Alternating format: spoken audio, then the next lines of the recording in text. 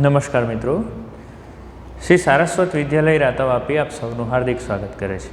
મિત્રો, હું વિશેષ ગોસ્વામી આજે ધોરણ 12 જીવ વિજ્ઞાનની અંદર પ્રકરણ નંબર 6 આનુવંશિકતાનો આણ્વીય આધાર એના વિશે ચર્ચા કરીશ. એની અંદર આપણે ડીએનએમાંથી ડીએનએ એટલે કે સ્વયંજનનની પ્રક્રિયા ભણ્યા, ડીએનએમાંથી આરએનએ એટલે કે પ્રત્યાંકનની પ્રક્રિયા, અને આરએનએમાંથી પ્રોટીન એટલે કે ભાષાંતરની પ્રક્રિયા સમજી ગયા. તો મિત્રો, આપણા શરીરની અંદર દરેક કોષમાં બધા જ જનીનો હાજર છે, બરાબર. ત્વચાના જે કોષ છે, અધિચ્છદીય કોષ, એની અંદર પણ બધા જ જનીનો હાજર છે. એ કોષમાં પણ કયા જનીનો? તો ભાઈ, જઠરની અંદર જઠર રસ જે ઉત્પન્ન થાય, તો એ જઠરરસના ઘટકો ઉત્પન્ન કરવા માટે જવાબદાર, એમાં ઘણા બધા ઉત્સેચકો હોય, HCl હોય, બરાબર. ત્યાર પછી શ્લેષ્મ હોય, તો એનું સંશ્લેષણ કરવા માટે જવાબદાર જનીનો પણ અહીં મારી ત્વચાના કોષોમાં હાજર છે. તો પછી મારી ત્વચાના કોષો શા માટે HCl ઉત્પન્ન નથી કરતું, પ્રોટીન પેપ્સિન ઉત્સેચક ઉત્પન્ન નથી કરતું, શ્લેષ્મ ઉત્પન્ન નથી કરતું? એ ફક્ત કેમ જઠરની અંદર ઉત્પન્ન થાય છે? અને જઠરના કોષો જ કેમ ઉત્પન્ન કરે? કેમ? 23 જોડ રંગસૂત્રો તો બધા કોષો પાસે છે મારા. તો બધા જ કોષો બધું જ કેમ ઉત્પન્ન નથી કરતું? બધી જગ્યાએ બધી વસ્તુ અભિવ્યક્ત કેમ નથી થતી? વાળ બનાવવા માટે જે પ્રોટીન છે, એ પ્રોટીનનું સંશ્લેષણ કેમ અહીં જ થાય છે, શરીરના અંદરના ભાગોમાં કેમ નથી થતું? બરાબર. તો ચોક્કસ જનીન ચોક્કસ કોષોમાં ચોક્કસ સમયે જ પોતે અભિવ્યક્ત થાય, જરૂર નહીં હોય તો એ અભિવ્યક્ત થતો નથી. જો એવું થાય તો સમજી લો, ચલો અહીંથી HCl ઉત્પન્ન થવાનું ચાલુ થઈ જશે ત્વચા પરથી, બરાબર છે. આપણા કપડાં બળી જશે. અથવા તો આપણે જઠરની જ વાત કરીએ તો જઠરની અંદર ખોરાક આપણે નથી નાખતા તો એ જઠરરસ ઉત્પન્ન થયા જ કરશે. જઠરરસ ક્યારે ઉત્પન્ન થાય? આપણે સમજેલા છે. જઠરરસ ત્યારે જ ઉત્પન્ન થાય જ્યારે ખોરાક જઠરના જઠર ભાગમાં પડે ત્યારે ચોક્કસ પ્રકારનો અંતઃસ્રાવ ઉત્પન્ન થાય, ગેસ્ટ્રીન અંતઃસ્રાવ. અને એ ગેસ્ટ્રીન અંતઃસ્રાવ જઠર ગ્રંથિને ઉત્તેજિત કરે, અને એ જઠર ગ્રંથિ ઉત્તેજિત થાય ને પછી જ જઠરરસનો સ્ત્રાવ થાય. ત્યાં સુધી જઠરરસ અને એની અંદર આવેલો ખાસ HCl ઉત્પન્ન થતો નથી. તમે વિચાર કરો, સતત જો આપણા જઠરની અંદર HCl ઉત્પન્ન થયા કરે ને તો પછી શું થશે? એસિડિટી થશે અને વ્યક્તિ મૃત્યુ પણ પામી શકે. તો અહીં જનીન જે છે નિયંત્રિત રહે, જ્યારે જરૂરિયાત હોય ત્યારે જ અભિવ્યક્ત થાય, દર વખતે અભિવ્યક્ત થતો નથી. 24 કલાકે અભિવ્યક્ત થતો નથી. ત્વચાના કોષોમાં કેટલા જનીનો છે જે અભિવ્યક્ત જ નથી થતા, કારણ કે ત્યાં એ જનીન અભિવ્યક્ત થવાની જરૂર નથી. તો એ કેવી રીતે અભિવ્યક્ત નહીં થશે અને એનું નિયંત્રણ કેવી રીતે થશે? જરૂરી તો છે જ, એ આપણે સમજી ગયા. તો કેવી રીતે થશે એના વિશે આપણે આજના ટોપિકમાં ચર્ચા કરીશું. તો આજના ટોપિકનું જ નામ છે જનીન અભિવ્યક્તિનું નિયમન. જનીન પોતે અભિવ્યક્ત ક્યારે થવું જોઈએ ને ક્યારે ન થવું જોઈએ એનું નિયમન, એના વિશે આપણે આજે ચર્ચા કરીશું. તો આપણે આજનો ટોપિક છે જનીન અભિવ્યક્તિનું નિયમન. આ લોંગ ક્વેશ્ચનમાં 6થા ચેપ્ટરમાંથી એક લાંબા પ્રશ્ન પૂછાય છે, સવિસ્તર સમજાવવા પ્રશ્ન પૂછાય છે, બરાબર છે. તો 4 માર્કનો પ્રશ્ન આમાંથી આવી શકે, પૂરી સંભાવના છે. અને આ પ્રશ્ન પણ હોઈ શકે, IMP પ્રશ્ન છે. સમજો, સુકોષ કેન્દ્રીમાં નિયમન ક્યારે થઈ શકે? કેવી રીતે નિયમન થાય? તો તમે કેવી રીતે નિયમન કરી શકો? તો પહેલું, પ્રત્યાંકન સ્તર ઉપર, એટલે કે DNA જે છે, બરાબર, અથવા જનીન છે, એ જનીનમાંથી RNA જ નહીં બનશે. કોષ કેન્દ્રમાં RNA બનવાનું જ નથી, બરાબર છે. તો RNA નહીં બનશે તો સ્વાભાવિક છે, RNA નહીં બને એટલે પ્રોટીન પણ નહીં બનશે, બરાબર. એટલે આપણે પ્રત્યાંકનને અવરોધીને પણ અહીં જનીનની અભિવ્યક્તિ અટકાવી શકીએ. અથવા તો પ્રક્રિયા સ્તરે, એટલે કે આપણે સુકોષ કેન્દ્રી કોષની અંદર સમજી ગયા છે કે જે mRNA બને છે, mRNA કેવો છે? અપરિપક્વ છે. એની અંદર સ્પ્લાઇસિંગની પ્રક્રિયા થાય, અને સ્પ્લાઇસિંગની પ્રક્રિયા થાય તો જ પછી એ mRNA સક્રિય mRNA કહેવાય, અને ભાષાંતરની પ્રક્રિયામાં ભાગ લઈ શકે. તો સ્પ્લાઇસિંગ નહીં થવા દઈએ, બરાબર. એટલે પ્રક્રિયા, સ્પ્લાઇસિંગ પ્રક્રિયા સ્તરે પણ આપણે નિયમન કરી શકીએ. ત્યાર પછી જ્યારે mRNA છે ક્યાં ઉત્પન્ન થયું છે? કોષ કેન્દ્રમાં. હવે એને ક્યાં જવાનું છે? કોષ રસની અંદર. આપણે આના પહેલાંના વિડીયોમાં જોઈ ગયા, બરાબર ને. કોષ રસમાં નહીં જવા દઈએ એને, બરાબર. તો mRNAનું કોષ કેન્દ્રમાંથી કોષ રસમાં સ્થળાંતર થતું એને અટકાવી નાખવાનું, તો પણ પ્રક્રિયા નહીં થશે. એટલે કે એમાંથી mRNA બની પણ ગયો પણ એમાંથી પ્રોટીન જ નહીં બનશે, પ્રોટીન નહીં બને એટલે અભિવ્યક્તિ નહીં થશે. અથવા તો ભાષાંતર ચાલો આવી પણ ગયો, બરાબર, mRNA કોષરસમાં આવી ગયો, પરંતુ એનું ભાષાંતર અટકાવી દઈશું, બરાબર. તો આમ જુદી જુદી રીતે સુકોષ કેન્દ્રીયમાં આપણે નિયમન કરી શકીએ જનીનની અભિવ્યક્તિનું. આદિકોષ કેન્દ્રીયની વાત કરીએ. આજે આપણે આદિકોષ કેન્દ્રીય વિશે ચર્ચા કરીશું. આદિકોષ કેન્દ્રીયમાં સૌથી વધારે જો કોઈ બેક્ટેરિયા ઉપર આદિકોષ કેન્દ્રીય ઉપર કામ થયું હોય તો ઇશેરેશિયા કોલાઈ છે. તો ઇશેરેશિયા કોલાઈ બેક્ટેરિયા જે છે એ ઇશેરેશિયા કોલાઈ બેક્ટેરિયાની અંદર જનરલી આપણે ઉર્જાના સ્ત્રોત તરીકે ગ્લુકોઝનો ઉપયોગ કરીએ. ગ્લુકોઝ શું છે? કાર્બોદિતનો એક પ્રકાર, બરાબર, જેને મોનોસેકેરાઇડ કહીએ, અને એ 6 કાર્બનથી બનેલો હોવાથી એને હેક્ઝોસ મોનોસેકેરાઇડ કહેવાય. તો જનરલી આપણે ગ્લુકોઝનો શક્તિ સ્વરૂપે ઉપયોગ કરીએ. હવે ઇકોલાઈ બેક્ટેરિયા છે, ઇકોલાઈ બેક્ટેરિયાને એવા સંવર્ધન માધ્યમની અંદર તમે નાખો કે જે સંવર્ધન માધ્યમની અંદર લેક્ટોઝ ખોરાક તરીકે આપણે આપ્યું હોય, શક્તિનું સ્વરૂપ તરીકે આપણે લેક્ટોઝ આપ્યું હોય. લેક્ટોઝ શું છે? ડાયસેકેરાઇડ છે. શું છે? ડાયસેકેરાઇડ, બરાબર. અને એ શેની બનેલ છે? ગ્લુકોઝ અને ગેલેક્ટોઝ જ્યારે જોડાય ત્યારે લેક્ટોઝ બને. તો અહીં જે ઇકોલાઈ બેક્ટેરિયા છે, ઇકોલાઈ બેક્ટેરિયાને જ્યારે આપણે ખોરાક તરીકે લેક્ટોઝ આપીએ તો એ લેક્ટોઝને તોડીને એનું જળ વિભાજન કરીને પાણીના અણુનો ઉપયોગ કરીને બીટા ગેલેક્ટોસિડેઝ ઉત્સેચકની મદદથી એનું ગ્લુકોઝ અને ગેલેક્ટોઝમાં રૂપાંતર કરશે. પછી આ ગ્લુકોઝ ગેલેક્ટોઝનો શક્તિ સ્વરૂપે ઉપયોગ કરી શકે.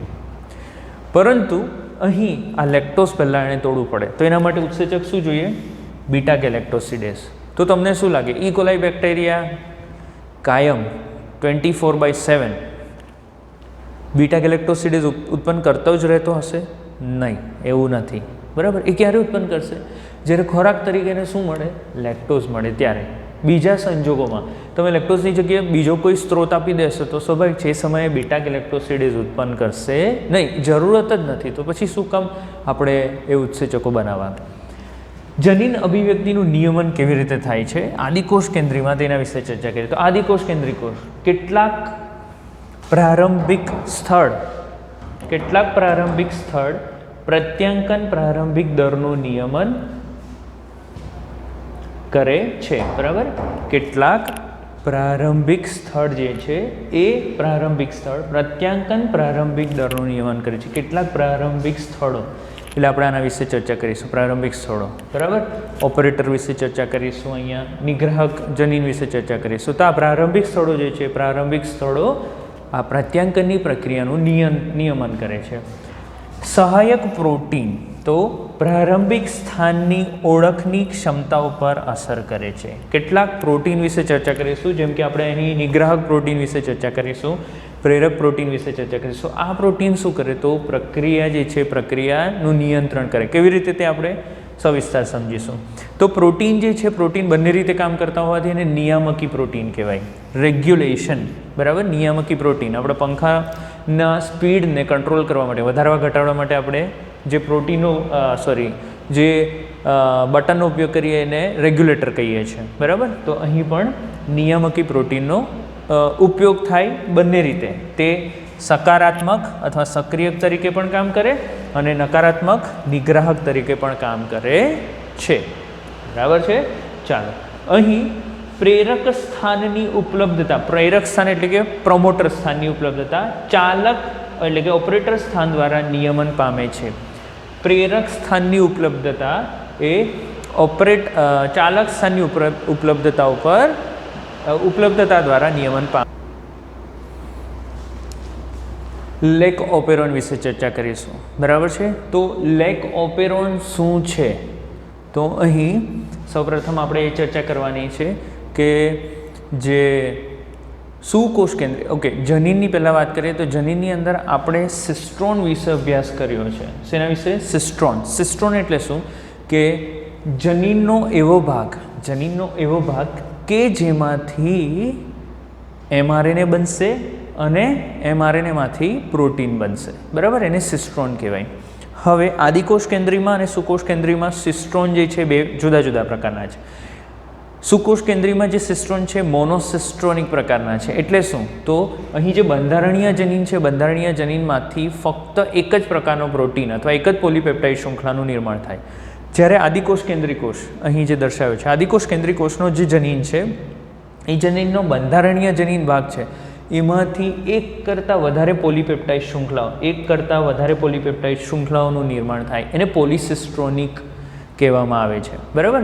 તો લેક ઓપેરોન જે છે, લેક ઓપેરોન એટલે નામ આપ્યું છે કારણ કે અહીં આ જે છે, આ જનીન જે છે એ જનીન એવો ઉત્સેચક ઉત્પન્ન કરે છે કે જે લેક્ટોઝને તોડે, બરાબર, એટલે એનું નામ આપેલું છે લેક ઓપેરોન. અને ઓપેરોન એટલે છે કારણ કે અહીં ઘણા બધા જનીનો છે જે જુદા જુદા પ્રકારના પોલીપેપ્ટાઇડ શૃંખલાનું નિર્માણ કરે છે. અને અહીં નિગ્રાહક જનીન હાજર છે, પ્રમોટર જનીન, ઓપરેટર જનીન અને બંધારણીય જનીનો હાજર છે. તો ઘણા બધા જનીનો ભેગા મળીને એક ઓપેરોનની રચના કરે છે અને આને લેક ઓપેરોન કહેવાય. શોધેલું કોણે? તો જનીનશાસ્ત્રી ફ્રાન્કોઇસ જેકોબ અને જૈવ રસાયણિક શાસ્ત્રી જેકુવે મોનાર્ડ, એટલે કે જેકોબ અને મોનાર્ડ વૈજ્ઞાનિકે મળીને આ લેક ઓપેરોનને સમજાવેલો સૌ પ્રથમવાર, બરાબર. તેમણે આ પ્રત્યાંકન નિયંત્રિત તંત્ર સમજાવેલું, ઓપેરોનને સમજાવેલું. એક સામાન્ય પ્રમોટર અને નિયામકી જનીન, એક સામાન્ય પ્રમોટર અને નિયામકી જનીન જે છે એ નિયામકી જનીન દ્વારા અહીં પોલિસિસ્ટ્રોનિક બંધારણીય જનીન એટલે કે ઓપેરોનનું અહીં નિયમન થાય છે. ઓપેરોનની વાત કરીએ તો કેટલાક ઉદાહરણો અહીંયા આપેલા છે. લેક ઓપેરોન, ટ્રીપ ઓપેરોન, એરા ઓપેરોન, હિસ ઓપેરોન, વેલ ઓપેરોન, કે જેમાંથી આપણે આજે લેક ઓપેરોન વિશે ચર્ચા કરીશું, બરાબર છે. તો લેક ઓપેરોન જનીન જે છે એ લેક ઓપેરોન જનીન એ નિયામક જનીન નથી. અહીંયા આપણે નિયામક જનીન તરીકે નહીં લઈશું. નિયામકી એટલે કે ઇન્ડ્યુસર તરીકે, પ્રેરક તરીકે નથી લેવાના. અહીં અવરોધક તરીકે, ઇન્હિબિટર તરીકે લઈશું, બરાબર. ચાલો એના જુદા જુદા ઘટકો વિશે ચર્ચા કરીએ. તો અહીં આ જે લેક ઓપેરોન છે એની અંદર કયા કયા ઘટકો છે? તો પહેલું ઇન્હિબિટર જનીન, બરાબર, નિગ્રાહક જનીન કહેવાય. આ જે નિગ્રાહક જનીન છે એ નિગ્રાહક જનીનનું કામ શું છે? તો આ નિગ્રાહક જનીનનું કામ છે ચોક્કસ પ્રકારનો નિગ્રાહક mRNA અને તેમાંથી ચોક્કસ પ્રકારનો નિગ્રાહક પ્રોટીનનું નિર્માણ કરવું, બરાબર. હવે નિગ્રાહક પ્રોટીન શું કરશે? તો એ નિગ્રાહક પ્રોટીન બંધ બેસતો છે કોની સાથે? ઓપરેટર સાથે. હવે ઓપરેટર શું છે તે સમજાવો. આપણે જનીન જે છે જનીન ભણી ગયા અને જનીનના મુખ્ય 3 ઘટકો આપણે જોયા, બરાબર. પહેલું પ્રમોટર સ્થાન, પછી બંધારણીય જનીન અને બંધારણીય જનીન પછી સમાપ્તિ સ્થાન આવે, બરાબર. તો અહીં પ્રમોટર સ્થાન પછી બંધારણીય જનીન પર એક ચોક્કસ શરૂઆતનો ભાગ આવેલો હોય તરત જ પ્રમોટર પછી, અને એને ઓપરેટર સ્થાન કહેવાય. શું કહેવામાં આવે? ઓપરેટર સ્થાન. આ ઓપરેટર સ્થાન જે છે, ઓપરેટર સ્થાનને બંધ બેસતો આ નિગ્રાહક પ્રોટીન હોય. એટલે નિગ્રાહક પ્રોટીન છે, નિગ્રાહક પ્રોટીન સીધો અહીં આવીને ગોઠવાઈ જશે. હવે અહીં આવીને ગોઠવાય એટલે શું થાય? તો હવે આપણને ખ્યાલ છે કે પ્રત્યાંકનની પ્રક્રિયા હોય, પ્રત્યાંકનની પ્રક્રિયામાં શું થાય? તો RNA પોલિમરેઝ જે છે, RNA પોલિમરેઝ ઉત્સેચક અહીં પ્રમોટર સ્થાને બેસે અને પ્રત્યાંકનની પ્રક્રિયાની શરૂઆત કરાવે. તો પ્રમોટર સ્થાને અહીં જ્યારે RNA પોલિમરેઝ બેસે તો જ એ આગળ વધશે અને mRNA બનાવશે. પણ અહીં તમે જોઈ શકો છો, અહીં તો ઓપરેટર પર શું આવીને ગોઠવાઈ ગયું? નિગ્રાહક પ્રોટીન. નિગ્રાહક પ્રોટીન ગોઠવાઈ ગયું એટલે અહીં RNA પોલિમરેઝ આગળ વધી જ નથી શકતો, વધી જ નહીં શકે. એટલે સ્વાભાવિક છે અહીં પ્રત્યાંકનની પ્રક્રિયા થશે જ નહીં. એટલે આ શું થઈ ગયું? સ્વિચ ઓફ થઈ ગઈ. શું થઈ ગઈ? Switch off. કોણે કરી? નિગ્રાહક પ્રોટીને. કોના ઉપર? ઓપરેટર ઉપર ગોઠવાઈને, બરાબર છે. તો ઓપરેટર સ્થાન સ્વિચ ઓફ સ્વિચ ઓન થઈ શકે, બરાબર. ચાલો, તો આ થયું નિગ્રાહક જનીન. નિગ્રાહક જનીન માટે પણ અહીંયા એક પ્રમોટર આપેલું છે, બરાબર. હવે સ્વાભાવિક છે પ્રમોટર ઉપર જ RNA પોલિમરેઝ બેસશે, નિગ્રાહક પ્રોટીનમાંથી નિગ્રાહક જનીનમાંથી mRNA બનાવશે અને એ mRNAમાંથી નિગ્રાહક પ્રોટીન બનશે, બરાબર છે. સમજ પડી? ઓકે. એટલે પ્રમોટર, આનું પણ પ્રમોટર અહીંયા P દર્શાવેલું છે, ટેક્સ્ટબુકમાં કશે સમજાવ્યું નથી. ચાલો, ત્યાર પછી P એટલે શું? પ્રમોટર સ્થાન, પ્રમોટર જનીન. પ્રમોટર જનીનનું કાર્ય શું છે? તો પ્રમોટર સ્થાન ઉપર RNA પોલિમરેઝ આવીને ગોઠવાય અને પ્રત્યાંકનની પ્રક્રિયાની શરૂઆત કરાવે, પ્રારંભ કરાવે. ઓપરેટર સ્થાન હમણાં ચર્ચા કરી, પ્રમોટર પછીનો થોડોક ભાગ છે, બરાબર છે. બંધારણીય જનીનનો થોડોક ભાગ છે કે જે નિગ્રાહક પ્રોટીન સાથે જોડાઈને સ્વિચ ઓફ કરી નાખે અને પ્રત્યાંકનની પ્રક્રિયાને બંધ કરાવશે. ત્યાર પછી બંધારણીય જનીન કે જેમાં 3 ભાગ આપેલા છે, Z ભાગ, Y ભાગ અને A ભાગ, એટલે કે Z જનીન, Y જનીન અને A જનીન. Z જનીન જે છે એ Z જનીનનું જ્યારે પ્રત્યાંકન અને ભાષાંતર થાય ત્યારે એમાંથી એક ઉત્સેચક બને અને એનું નામ છે બીટા ગેલેક્ટોસિડેઝ. બીટા ગેલેક્ટોસિડેઝનું કામ શું છે તો અહીંયા આપણે લખેલું છે બીટા ગેલેક્ટોસિડેઝ શું કરે લેક્ટોઝ ડાયસેકેરાઇડ લેક્ટોઝનું જળ વિભાજન કરીને ગ્લુકોઝ અને ગેલેક્ટોઝ બનાવે છે બરાબર છે ત્યાર પછી વાયજનીનનું કામ શું છે પરમિયેઝ તરીકેનું છે શેનું કામ છે પરમિયેઝ એ શું કરશે તો જે બેક્ટેરિયા છે એ બેક્ટેરિયા અને આ 12 લેક્ટોઝ છે બરાબર છે ઓકે તો આ જે બેક્ટેરિયા છે એ બેક્ટેરિયાની જે કોષરસ સ્તર છે એની પરમિએબિલિટી પારદર્શિકા વધારી કાઢે શેના માટે લેક્ટોઝ માટે એટલે અહીં લેક્ટોઝ માટેના જે દરવાજા છે કોષરસ સ્તરમાં બરાબર છે પ્રોટીન ચેનલો છે એ પ્રોટીન ચેનલો પ્રોટીન માર્ગો ખુલી જાય એટલે વધુ ને વધુ લેક્ટોઝ અંદર આવી શકે બરાબર તો વધુ લેક્ટોઝ અંદર આવવા માટે શું જરૂરી છે પરમિયેઝ એ પરમિયેઝ શું કરે પરમિએબિલિટી વધારી દે કોની ઇકોલાઈ બેક્ટેરિયાની કોષરસ સ્તરની જેથી વધુ ને વધુ લેક્ટોઝ અંદર આવે જેટલો લેક્ટોઝ વધારે અંદર આવે એટલું એ બીટા ગેલેક્ટોસિડેઝ વાળે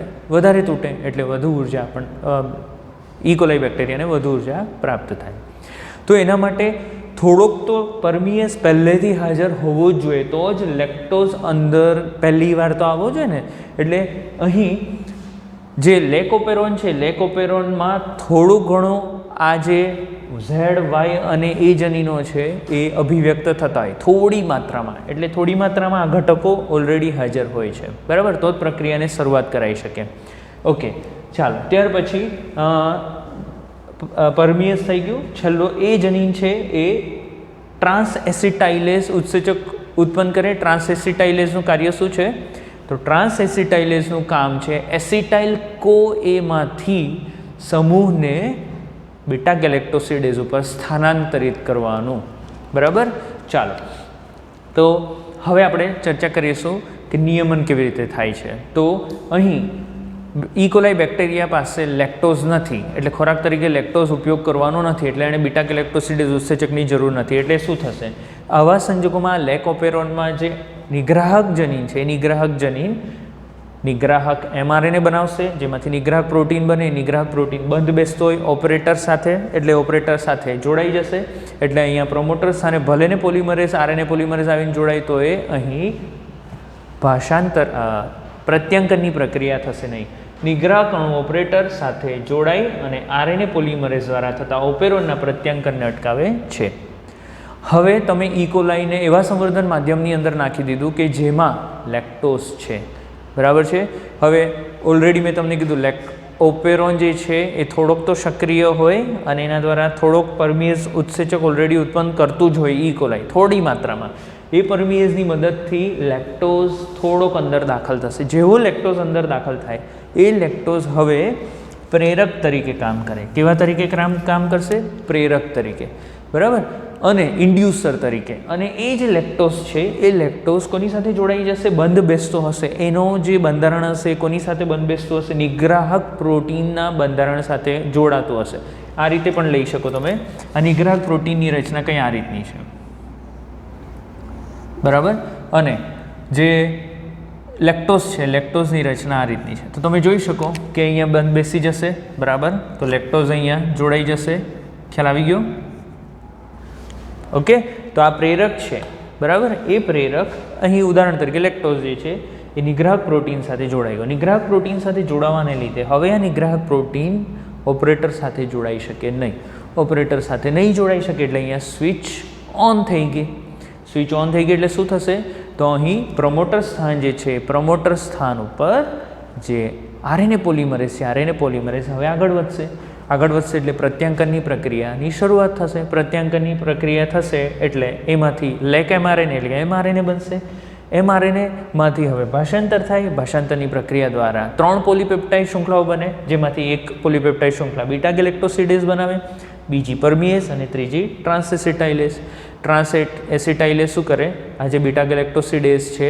એમાં સમૂહોને ઉમેરીને એને સક્રિય કરી નાખે પરમિયેઝ શું કરે તો પરમિયેઝ અહીં પરમિએબિલિટી વધારશે ઇકોલાઈની કે જેના દ્વારા વધુ લેક્ટોઝ અંદર આવે લેક્ટોઝ વધારે આવે એટલે બીટા ગેલેક્ટોસિડેઝ શું કરશે એનું જળ વિભાજન કરીને એમાંથી ગ્લુકોઝ અને ગેલેક્ટોઝનું નિર્માણ કરશે બરાબર છે તો તમે અહીં જોઈ શકો છો કે આ જે લેકોપેરોન છે એ લેકોપેરોનની અંદર જનીન ક્યારે અભિવ્યક્ત થયા જ્યારે જરૂરિયાત હતી જરૂરિયાત ક્યારે થઈ? જ્યારે લેક્ટોઝ હાજર હતું. લેક્ટોઝ હાજર હતું તો જ અહીં જનીન અભિવ્યક્ત થયું, નહીં તો એ જનીન અભિવ્યક્ત થશે નહીં. તમે વિચાર કરો કે આપણા શરીરની અંદર સતત વૃદ્ધિ અંતઃસ્રાવ ઉત્પન્ન થયા કરે તો પછી આપણી હાઇટ કેટલી બધી વધી જાય, તો આપણા માટે મુશ્કેલી સર્જાય ને. એટલે જે તે જનીનો ચોક્કસ સમયે જ અભિવ્યક્ત થાય છે. જો એ ઓછા અભિવ્યક્ત થશે અથવા વધારે અભિવ્યક્ત થશે, સમયની જરૂરિયાત પ્રમાણે અભિવ્યક્ત નહીં થશે, તો પછી જે તે સજીવમાં ઘણી બધી મુશ્કેલીઓ સર્જાશે. આપણે વાત કરીએ ભ્રૂણની, તો યુગ્મનજમાંથી ભ્રૂણ બનવું, શુક્રકોષ અંડકોષ ભેગા થાય અને યુગ્મનજ જે છે, યુગ્મનજમાંથી ભ્રૂણ બનવાની જે પ્રક્રિયા છે એમાં ઘણા બધા આપણને ઉત્સેચકોની, અંતઃસ્રાવોની જરૂર પડે અને એના માટે ઘણા બધા જનીનો અભિવ્યક્ત થાય છે. તો ભ્રૂણ નિર્માણની પ્રક્રિયા દરમિયાન આપણા 23 જોડ રંગસૂત્રોના જે જનીનો છે, ઘણા બધા જનીનો સક્રિય થશે અને ભ્રૂણ નિર્માણમાં ભાગ લેશે. ત્યાર પછી ભ્રૂણ નિર્માણ થઈ ગયા પછી આમાંથી ઘણા બધા જનીનો ક્યારે પણ અભિવ્યક્ત થતા નથી, કારણ કે એની જરૂરિયાત પડતી નથી. તો આજે આપણે લેક ઓપેરોન વિશે ચર્ચા કરી. લેક ઓપેરોન અહીં હકારાત્મક, નકારાત્મક બંને રીતે જ અભિવ્યક્ત થઈ શકે અથવા તો કાર્ય કરી શકે. અહીંયા આપણે નકારાત્મક અભિવ્યક્તિ જોઈ એની, બરાબર છે. તે હકારાત્મક નિયંત્રણ પર કરે છે, પરંતુ એ આપણા ટેક્સ્ટબુકની અંદર એના વિશે વધુ માહિતી આપી નથી. નકારાત્મક, હકારાત્મક બંને રીતે તે કાર્ય કરી શકે છે. તો આજે લેક ઓપેરોન ખાસ યાદ રાખવાનું. નિગ્રાહક જનીન, બરાબર છે. જનીનો કયા કયા છે? તો ઓપેરોનની અંદર પહેલું છે બંધારણીય જનીન. બંધારણીય જનીનમાં ઝેડ, વાય અને એ જનીન. ઝેડ બીટા ગેલેક્ટોસિડેઝ માટે જવાબદાર ઉત્પન્ન કરવા માટે, વાય પરમિએઝ માટે અને એ ટ્રાન્સ એસિટાઇલાઇઝ માટે, બરાબર.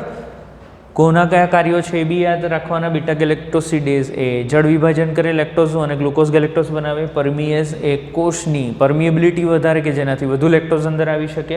અને ટ્રાન્સ એસિટાઇલેઝ એ ચોક્કસ સમૂહને એસિટાઇલ કોએ પરથી બીટા ગેલેક્ટોસિડેઝ ઉપર લઈ જાય, ટ્રાન્સફર કરે. ત્યાર પછી નિગ્રાહક જનીન, નિગ્રાહક પ્રોટીન બનાવે કે જે ઓપરેટર સાથે જોડાઈ જાય. ત્યાર પછી પ્રમોટર જનીન કે જ્યાં આરએનએ પોલિમરેઝ આવીને જોડાઈ જાય અને આરએનએ પોલિમરેઝ છે, આરએનએ પોલિમરેઝ હવે પ્રત્યાંગનની પ્રક્રિયા કરી શકે. ઓપરેટર જનીન જે છે, ઓપરેટર જનીનનું કામ શું છે? તો અહીં નિગ્રાહક પ્રોટીન જો જોડાયેલો હોય તો સ્વિચ ઓફ, જેના લીધે આરએનએ પોલિમરેઝ આગળ નહીં વધી શકે અને પ્રત્યાંકનની પ્રક્રિયા ન થાય, નિયંત્રિત થઈ જાય, અવરોધાય. ઓપરેટર જનીન ખાલી હોય એટલે કે એના ઉપર કોઈ નિગ્રાહક પ્રોટીન ન હોય. કેમ ન હોય? કારણ કે એની સાથે પ્રેરક જોડાઈ ગયું, ઉદાહરણ તરીકે લેક્ટોઝ. તો શું થશે? આ ઓપરેટર જનીન સ્વિચ ઓન થઈ ગયું અને પ્રમોટર પરથી આરએનએ પોલિમરેઝ આગળ વધીને પ્રક્રિયા પૂર્ણ કરે, પ્રત્યાંકનની પ્રક્રિયા પૂર્ણ કરે છે. તો આ થયું લેક ઓપેરોન. કેટલાક પ્રશ્નોના જવાબ જોઈ લઈએ. આના આજનો જે વિડીયો છે એની સાથે આગળના 1-2 વિડીયોના પણ પ્રશ્નો અહીં લઈ લીધા છે. અર્થહીન સંકેત કયો અને પ્રારંભિક સંકેત કયો? MCQ પ્રકારે છે. ડીએનએમાં આવેલ કોડિંગ શૃંખલાનો ક્રમ અહીંયા આપેલો છે, બરાબર. તેના પરથી mRNA શૃંખલા ક્રમ તમારે જણાવવાનો. ખાસ યાદ રાખવાનું, કોડિંગ શૃંખલા આપેલી છે. EUGના બેવડા કાર્યો કયા કયા છે? અવનત સંકેતો એટલે શું? tRNA ને બીજા કયા નામથી ઓળખાય છે? પેપ્ટાઇડ બંધના નિર્માણ માટે આવશ્યક શક્તિ શેમાંથી પ્રાપ્ત થાય? સક્ષમ ભાષાંતર પ્રક્રિયા માટે શું આવશ્યક છે? સમજાવો. પ્રેરક એટલે શું? આ લેક ઓપેરોનના પ્રશ્નો છે. વાય જનીન કોનું સંકેતન કરે? અને જનીનો જે ઓપેરોન રચે છે તેઓના પ્રકારો જણાવો અને વ્યાખ્યા બી લખવાની છે, બરાબર. વિડીયો પોઝ કરીને તમે ફટાફટ આન્સર લખી દો, બરાબર છે. એટલે આપણે જવાબોની ચર્ચા કરીએ, ઠીક છે. પહેલો પ્રશ્ન, અર્થહીન સંકેત કયો અને પ્રારંભિક સંકેત કયો? જો મિત્રો, પ્રારંભિક સંકેત એક જ છે એટલે એ પહેલાં જોઈ લેવાનું. તો આપણને ખબર છે પ્રારંભિક સંકેત કયો છે, તો AUG. તો અહીંયા AUG ક્યાં આપેલો છે? ઓકે, એટલે આપણું આ તો ક્લિયર થઈ ગયું. અને અહીંયા બીજા ઓપ્શન આપેલો જ નથી એટલે આપણે લઈ શકીએ, વાંધો નથી. આન્સર છે એ. અર્થહીન સંકેત UAG અથવા UAA અથવા UGA હોઈ શકે, બરાબર. ચાલો, 3 લખી દીધા. ડીએનએમાં આવેલ કોડિંગ શૃંખલા, આ કોડિંગ શૃંખલા છે, ટેમ્પલેટ શૃંખલા નથી, બરાબર. ટેમ્પલેટ શૃંખલા હોય તો આપણે mRNA જે લખીશું તે એનો ઓપોઝિટ એટલે કે એનો પ્રતિ સંકેતો લખવાના હોય. પણ આ કોડિંગ શૃંખલા છે એટલે સ્વાભાવિક છે mRNA પણ એક્ઝેક્ટલી એ જ હોય, ફક્ત ટીની જગ્યાએ આપણે શું લખવાનું છે? યુ. અને શરૂઆત પણ અહીંયાથી થશે 5 બરાબર છે. તો ટીની જગ્યાએ આપણે યુ લખી દેવાનો, UGC AAG CUU CGA 3 tricky છે, હા, ભૂલી નહીં જતા બરાબર. કોડિંગ છે તો એક્ઝેક્ટલી એ જ પ્રમાણે આપણે mRNA શૃંખલા લખીએ. ટેમ્પલેટ શૃંખલા એ તો ઓપોઝિટ લખવાનું, આખું ટીની સામે એ લખવાનું, જીની સામે સી લખવાનું, અને અહીંયા 5 હોય તો અહીંયા 3 લખવું પડે, આપણે ઉલટું લખવું પડે બરાબર. ચાલો, AUGના બેવડા કાર્યો શું છે? તો એ મિથિયોનિનનું સંકેતન કરે, મિથિયોનિનનું સંકેતન કરે, અને તે પ્રારંભિક સંકેત તરીકે પણ કાર્ય કરે બરાબર છે. એટલે કે પ્રક્રિયાની શરૂઆત કરી આપે. કઈ પ્રક્રિયા? ભાષાંતરની પ્રક્રિયા. અવનત સંકેતો કોને કહેવામાં આવે? જ્યારે એક જ એમિનો એસિડ માટે ઘણા બધા સંકેતો હોય, ઘણા બધા સંકેતો એક જ પ્રકારના એમિનો એસિડનું સંકેતન કરતા હોય. ઉદાહરણ તરીકે GGA, GGC, GGU અને GGG. આ ચારે ચાર સંકેતો છે એ ગ્લાયસિનનું સંકેતન કરે છે. શેનું? ગ્લાયસિનનું. તો આને અવનત સંકેતો કહેવામાં આવે છે. tRNA ને બીજા કયા નામથી ઓળખાય? sRNA તરીકે બી ઓળખાય, સોલ્યુબલ RNA બરાબર. સોલ્યુબલ RNA sRNA તરીકે ઓળખાય છે. પેપ્ટાઇડ બંધના નિર્માણ માટે આવશ્યક શક્તિ શેમાંથી પ્રાપ્ત થાય? તો ATP માંથી. બીજો પ્રશ્ન આની અંદર જોઈ લઈએ. જે આ mRNA છે 5' to 3' એના ઉપર જે રિબોઝોમ છે એ 5' to 3' તરફ જાય તો એ ખસવા માટે ઉત્સેચક કયો જરૂરી? ટ્રાન્સલોકેઝ. અને એના માટે જવાબદાર શક્તિ કોણ પૂરી પાડે? GTP. અને ઉત્સેચક ટ્રાન્સલોકેઝ. એક બીજો પ્રશ્ન પણ આની અંદર લઈ લીધો આપણે. સક્ષમ ભાષાંતર પ્રક્રિયા માટે શું આવશ્યક છે? આ એક ટેક્સ્ટબુકનું વાક્ય લઈ લીધું છે અહીંયા. તેના માટે આપણને શું જરૂરી છે? અનટ્રાન્સલેટેડ રિજન્સ જરૂરી છે બરાબર. આપણે ઉદાહરણ તરીકે સાઇન ડેલ્ગારનો ક્રમ જોયા બરાબર છે, 7mg કેપ જોઈ બરાબર. એ ક્યાં છે? તો 5' છેડા જે છે તેના પહેલાં અને 3' છેડા પછી આવેલા હોય છે, અને જે સક્ષમ ભાષાંતર પ્રક્રિયા માટે આવશ્યક છે. ટ્રિકી ક્વેશ્ચન, પ્રશ્ન ઇઝી જ હતો પરંતુ અનએક્સપેક્ટેડ હતો. આપણે ધારેલો નહીં કે આવા બી પ્રશ્ન પૂછી શકાય. પ્રેરક એટલે શું? બરાબર. પ્રેરક એટલે કે ઉદાહરણ તરીકે અહીં આપણે લેક્ટોઝ લઈ શકીએ બરાબર. લેક્ટોઝ જે છે એ લેક્ટોઝ લેક ઓપેરોનને સક્રિય કરે, પ્રેરક તરીકે કામ કરી ભાષાંતર, પ્રત્યાંકન અને ભાષાંતરની પ્રક્રિયા કરાવડાવે અને જનીન અભિવ્યક્તિ કરાવે. જનીન અભિવ્યક્તિ કરાવે એને પ્રેરક કહેવાય બરાબર. ઉદાહરણ તરીકે લેકોપેરોનમાં લેક્ટોઝ. વાહી જનીન કોનું સંકેતન કરે છે? તો વાહી જનીન, લેકોપેરોનમાં વાહી જનીન છે એ પરમીએઝ ઉત્સેચકનું સંકેતન કરે, ઉત્સેચક માટેનું સંકેતન કરે. અને એ પરમીએઝ શું કરે? તો જે ઇકોલાઈ છે, ઇકોલાઈ બેક્ટેરિયાની લેક્ટોઝ માટેની પારગમ્યતા વધારે. લેક્ટોઝ માટેની પારગમ્યતા વધારે.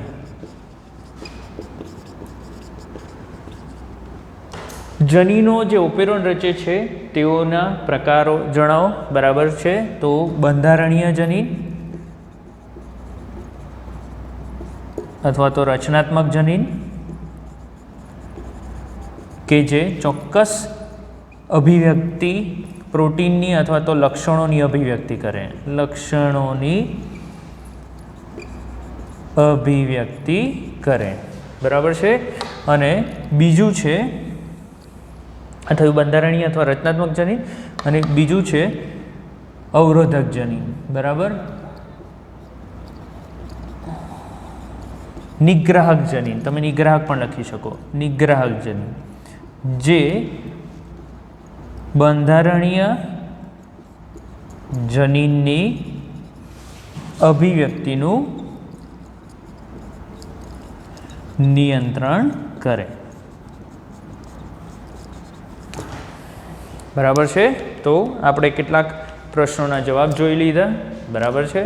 જેટલું વધારે વાંચશો એટલું વધારે સમજ પડશે. Thank you so much.